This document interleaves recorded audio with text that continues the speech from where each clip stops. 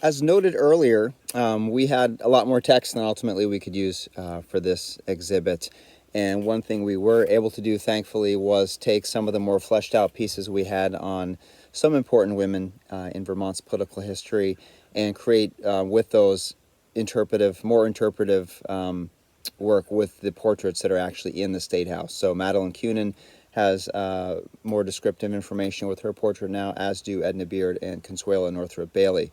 One person that we weren't able to kind of flesh out that you will see on the panel is Flora Coots, who has a really interesting life story.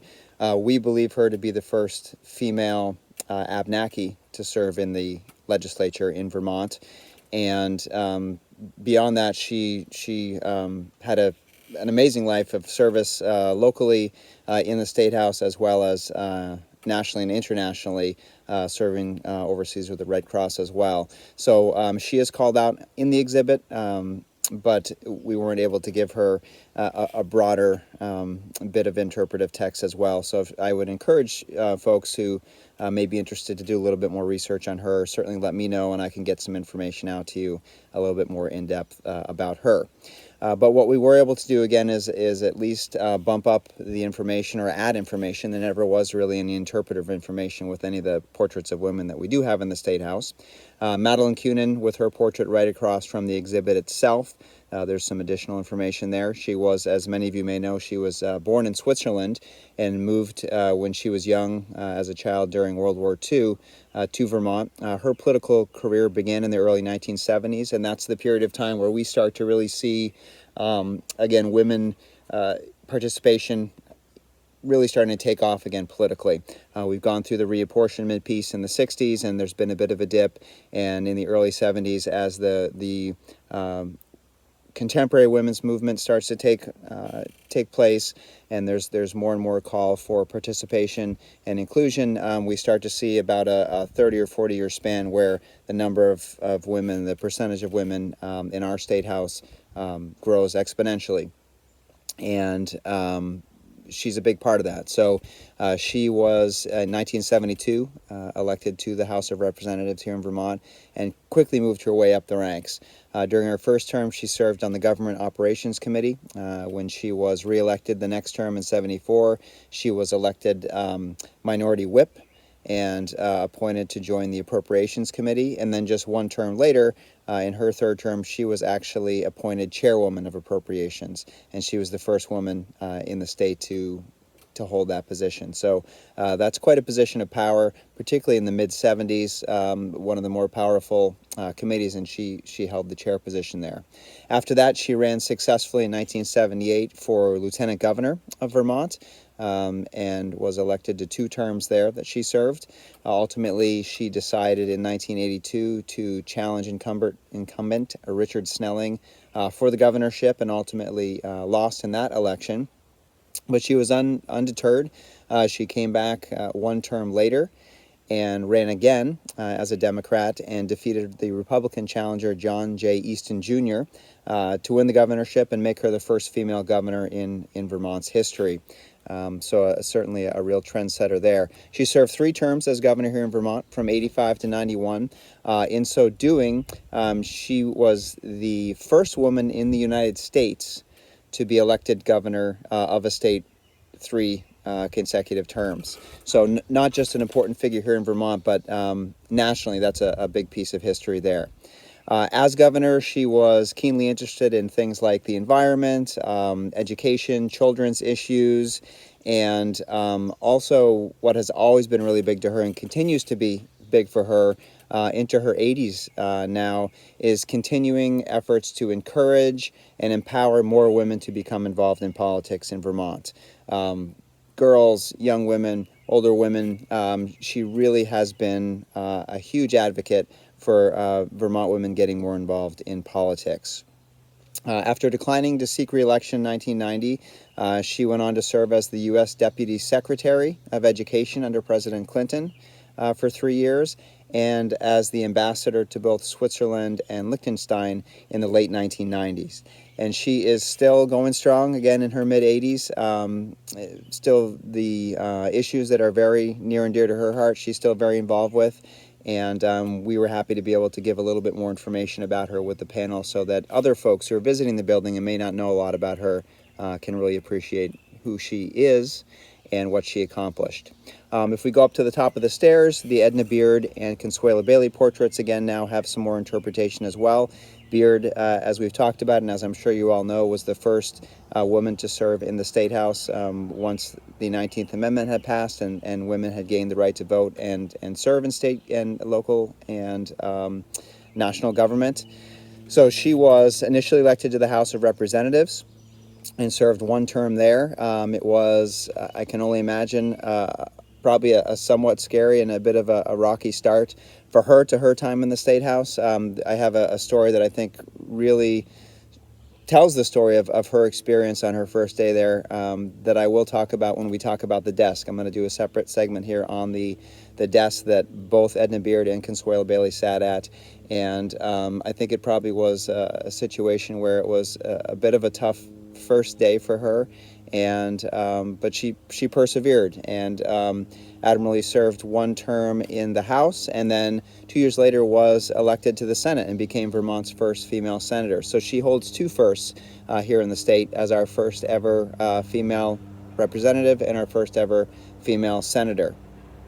Now, when she was first looking to get into politics, she had long been very involved in her communities. And as we talked about, for many women, as they gain more and more rights to serve in their communities, at least on school boards and things of that nature, they gained more leadership. They gained more leadership experience and things that would carry on when they were able eventually to move into politics. So she had served 4 terms as Orange's school superintendent. She had long been a teacher there for over a decade.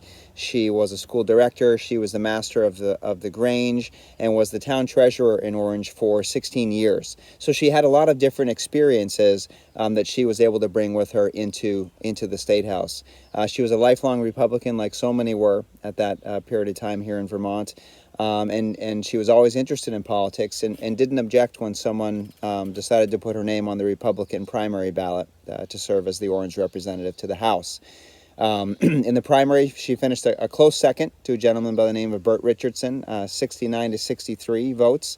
A third member, Herbert Clark, who was running, received 18 votes.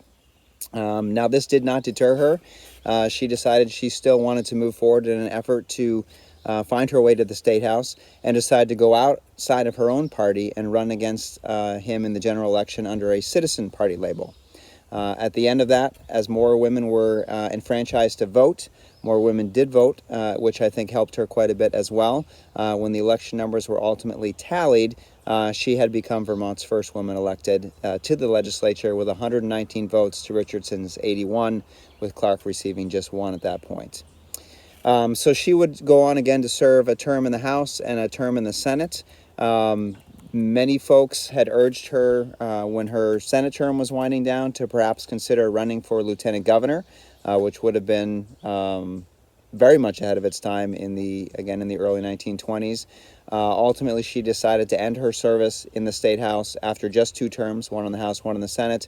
It's unclear whether she had accomplished what she had hoped to when she went there, or was discouraged, or what may have made her decide to return home to her farm in Orange. But it may also have been ill health. We're not certain about that, but she did die at the age of 51 just 4 years later in 1928. So it may well have been that she wanted a slower pace to her life again, and or that health issues were part of that decision.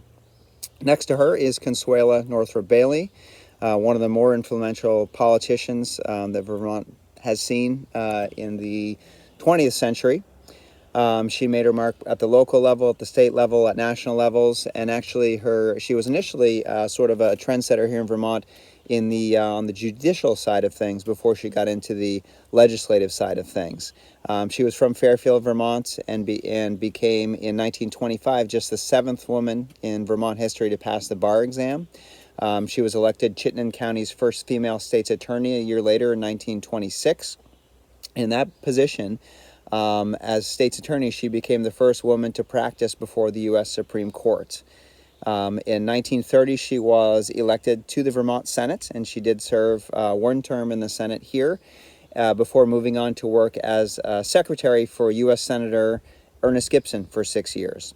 She did return to the State House in 1950 when she was elected to the House of Representatives, and there's a really interesting story about when she started back in the State House on her first day and why she chose the desk she did, which was the same desk as Edna Beard. And again, we'll talk about that a little bit later, but a really interesting insight into her choice there. One term later, she was reelected in 1952 and was chosen as Speaker of the House, the first woman in Vermont ever to hold that position, and only the second in U.S. history. So very important first there for us. Her political star was definitely rising. In 1954, she successfully ran for lieutenant governor, becoming the first elected female lieutenant governor in the history of the United States. And again, very popular, had taken kind of all the steps that in those days many folks who would rise to the governorship would take, which prior to her would have all been males.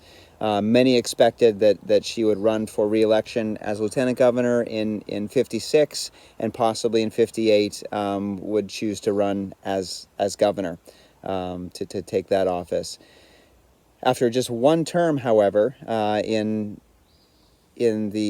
lieutenant governor, she surprisingly decided not to run for re-election and to leave politics in the State House.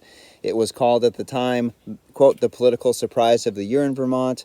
Both folks in the general public, political pundits alike, everyone was completely shocked and surprised. There were all kinds of stories, and there are all kinds of stories that you've probably heard over the years about why she chose not to run.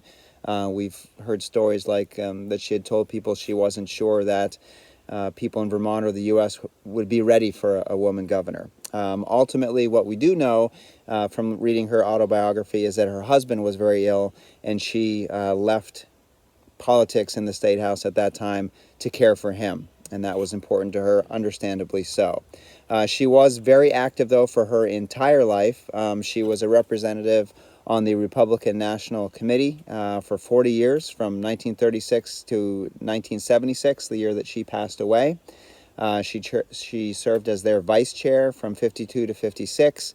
At the National Republican Convention in 1968, she called the roll of states, so was very, very involved with Republican politics in the state as well as nationally.